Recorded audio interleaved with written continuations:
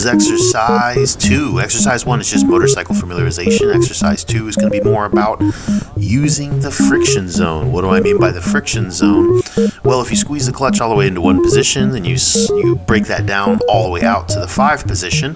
From 1, you go to the 2, to the 3, and about the 3 is where the clutch starts to engage. It starts to move the motorcycle forward. About 3 to 4 position, 2 to 4 somewhere in there. The more you let it out, the more the motorcycle is going to begin to engage. What we should keep in mind is I noticed some comments or some students like, hey, should I raise the throttle? Hey, the only thing the throttle is going to do when we're using the friction zone is to increase the potency of the friction zone. So if for some reason, let's say for example, like me, I weigh 250 pounds, I get an 125cc engine, I may need to rev the motorcycle from here a little higher just to kind of give it more power, and then I can start to use the friction zone. So here I'm going to hop on the bike. I'm going to turn it on. Ooh, I got sideways. Yeah, I'm just showing bad posture, having a lot of fun with the students. Not a big deal. So yeah, the back's bright. The back's got to be straight. Elbows in, shoulders relaxed, chin and eyes forward, looking through the path of travel. Knees tucked into the tank. Wrists nice and flat. Yeah, as long as we have good posture, as long as we have good presentation in our body on the motorcycle, I got you.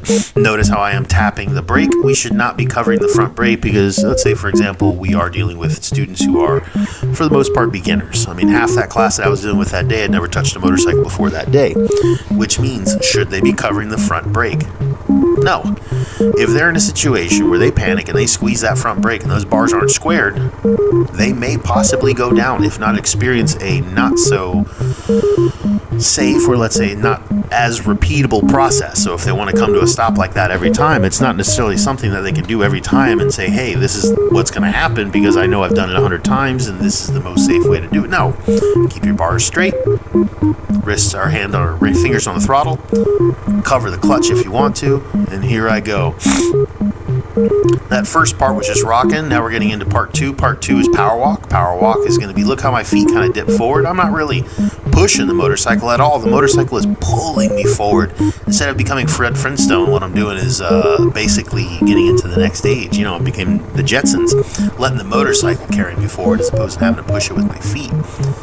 And that's the idea with the motorcycle is to fight fatigue is essentially everything. If we can fight fatigue, it's going to be a lot better on us, a lot safer for us, because ultimately the idea with motorcycling is to get home just like any sort of transport, or get wherever you want to go without getting hurt or without getting injured or without a high risk of injury. Now, when riding a motorcycle, obviously it's going to be the same. It's sort of approach. We want to be as safe as possible, and if we can get habits of something that's repeatable and that's also not going to take a lot of toll on our energy and our expenditures, hey man, that means we can ride motorcycles a whole lot longer. So instead of pushing that sucker forward, that 200, that 350 pound, 400, 500, 600, 800, 900 pound motorcycle, let it move you forward. That's all. From there, neutral, hands up, left, turn head and bars to the right, get parallel to the line of cones. Notice how that other bike is in front of us. We want to make sure that all the bikes turn, so that way none of us run into each other. Head turn. Man, look, you can already see the cone. Perfect. Excellent. I would love a head turn like that from every student, especially on exercise 2. Look at the cone, establish your path of travel, know where you're going, make sure it's safe, and put your motorcycle there. That is motorcycling. That is the goal. Look, gather information, place your motorcycle where you believe it's going to be the safest for you within your skill level. Bam! Done. That's it. So we're going to part 3. Already did part 3. I put my foot up. Now we're going to shut down the bike and shut down the bike and go to the next exercise. So that was fantastic. Make sure we start in rocking, get the motorcycle to move us, and then from there, build up momentum. How do we build up momentum? Well, a little bit of speed. If you got questions, comments, concerns, whatever it may be, man, let me know. I am here. I love this stuff. I live this stuff. I adore this stuff. I ride as much as I can, and I coach as much as I can. So if you have any questions about what happened, what we're doing, what's done, what's been doing, what you can do next, what you may be having difficulty with, let's come up with a solution. Let's see what we can do.